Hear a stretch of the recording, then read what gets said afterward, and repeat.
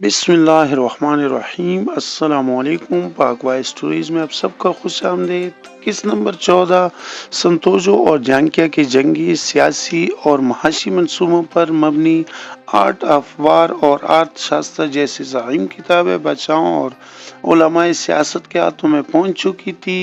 یونانی فلسفہ میں سقراط نے حق گوئی اور بے باکی کا نظریہ پیش کیا۔ وہ ظاہری و باطنی علوم کا پرچارک تھا۔ وہ کہتا تھا کہ کسی بھی چیز کو قبول کرنے سے پہلے اس کی جانچ کرو اور پھر علم و عقل کی کسوٹی پر پرکھنے کے بعد اسے قبول کر لو۔ وہ کہتا تھا کہ کسی کو یہ دعویٰ نہیں کرنا چاہیے کہ وہ بہت کچھ جانتا ہے۔ سقراط کا مشہور قول ہے، یہی بات لاؤزی نے کہی کہ انسان کو ہمیشہ خالی پن کا مظاہرہ کرنا چاہیے اور ہمیشہ سیکھنے رہنے کی جستجو میں رہنا چاہیے۔ سقراط حق پرستی، حق بینی اور حق کوشی کا مبلغ تھا۔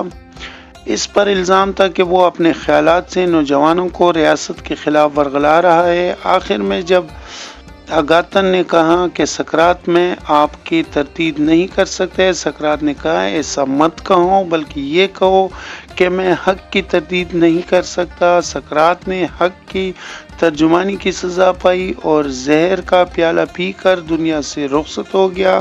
افلاطون نے انصاف کا نظریہ پیش کیا، مگر اس کا یہ نظریہ اس کی تعلیمات کے برعکس تھا۔ وہ معاشرے کو 3 حصوں میں تقسیم کرتا تھا اور پھر بھی کہتا تھا کہ انصاف سب کے لیے یکساں ہے۔ وہ اخلاقیات کا درس دیتا تھا، مگر ہیلینی دور کے اس نظریے کا ملکت بھی تھا کہ عورت کو محض 3 مقاصد کے لیے زندہ رکھا جائے: اول عیش و عشرت کے لیے، دوم تجارت کے لیے اور سوم افزائش نسل کے لیے۔ ہیروڈوٹس کے مطابق اگاتائی سنگ اپنی عورتوں کو مشترکہ جائیداد تصور کرتے تھے، اچھی شکل و صورت اور صحت مند عورتوں سے بچے پیدا کرتے تھے اور دیگر کو جنسی خواہشات کی تکمیل، تجارت، کھیتی باڑی، گھروں، بازاروں اور منڈیوں کی صفائی کے لیے استعمال کرتے تھے۔ جو عورتیں مردوں کے ساتھ شب بستری نہ کرتے، انہیں مال مویشیوں کی طرح ایک ہی جگہ رکھا جاتا تھا۔ یونانی معاشرتی معلوم میں بیوی اور خاوند کا کوئی جذباتی رشتہ نہیں تھا۔ عورتیں معاشرے کی مشترکہ جائیداد تھی۔ مرد کی مرضی تھی کہ وہ کون سی عورت کو شب بستری، سفر، شکار اور جنگ کے دوران ساتھ رکھے۔ ارسطو نے ملکیت، اشرفیہ اور دستوری حکومت کا نظریہ پیش کیا۔ اس نے سائنس، ادب اور فلسفہ پر کتابیں لکھی۔ اس نے سیاست اور اخلاقیات کو الگ الگ پیش کیا اور 8 جلدوں پر مشتمل کتاب سیاست لکھی۔ ارسطو کے نظریے کے مطابق غلام، مزدور، عورتیں، بچے، بوڑھے اور فقط العقل افراد ریاست کے شہری نہیں ہو سکتے۔ وہ غلامی کو جائز قرار دیتا ہے اور ریاست کو برتر حیثیت میں پیش کرتا ہے۔ ہند میں کوتلیہ چانکیہ نے ارت شاستر لکھی اور متعلق افغان بادشاہ کا تصور پیش کیا۔ بعد کے دور میں میکاولی نے چانکیہ کے خیالات کو اپنے آفاق کتاب دی بزنس میں خاص اہتمام سے پیش کیا اور دور حاضر کی کرپٹ، بددیانت اور فریبکار سیاستدانوں کے لیے ایسا مواد مہیا کیا جس کی بنیادوں پر عہد حاضر کا جمہوری اور سیاسی نظام مستور ہے۔ آپ صلی اللہ علیہ وسلم کے آمد سے پہلے بدھ مت، ہندو مت، یہودیت، عیسائیت، مسیحیت اور دیگر مذاہب اپنی عقائد کھو چکے تھے۔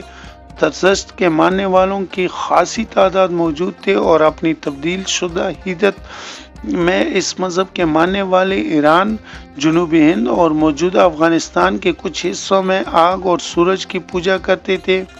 چین علم و آداب، روحانیت اور حکمت کے اعلیٰ مدارج پر تھا۔ تاؤزم اور کنفیوشن کے پاکیزہ تعلیمات کا ساری دنیا میں چرچا تھا۔ چینی مذاہب، تاریخ، عقائد و فکر و فلسفہ کی روشنی ہر سو پھیلی ہوئی تھی۔ دنیا بھر سے علماء اور سیاح چین جا کر علم حاصل کرتے تھے اور تاجر اپنے ملکوں اور قوموں کی نمائندگی کرتے۔ پہلے ادوار میں تاجر، مبلغ، طالب علم اور سیاح کی حیثیت سفیر جیسی تھی۔ ان لوگوں کی کردار، لین دین، علم اور مشاہدے سے ان کے ملکوں اور قوموں کے کردار، اخلاص، تہذیب و تمدن اور اخلاقی اقتدار کا اندازہ کیا جاتا۔ مشہور چینی سیاح فین اوکانگ اور ہیون سانگ جب کشمیر آئے تو کشمیر بادشاہ نے ان کی علمی مرتبے کے مطابق سری نگر سے باہر آ کر ان کا استقبال کی اور شاہی آداب پیش کیے۔ مارکوپو لو کا بھی چینی بادشاہ نے فقید المثال استقبال کیا اور اسے چین میں روم کے سفیر کی حیثیت سے رکھا۔ عرب افریقن سیاح بطوطہ کے سلطان ہند نے چیف جسٹس مقرر کیا اور اسے اپنے سفیر کی حیثیت سے چین کے سفر پر روانہ کیا۔ باقی سٹوری اگلی قسط میں دیکھنے کے لیے ہمارے چینل کو سبسکرائب کر لے اور بیل نوٹیفیکیشن کو آن کر لے تاکہ اگلا قسط آپ تک بآسانی پہنچے۔ امید ہے آپ لوگوں کو یہ سٹوری کا قسط پسند آیا ہوگا۔ اگر پسند آئے تو ویڈیو کو لائک کر لے، کمنٹ میں اپنے رائے کا اظہار ضرور کر لینا۔ اگلی قسط میں پھر انشاءاللہ ملاقات ہوگی۔ اللہ حافظ۔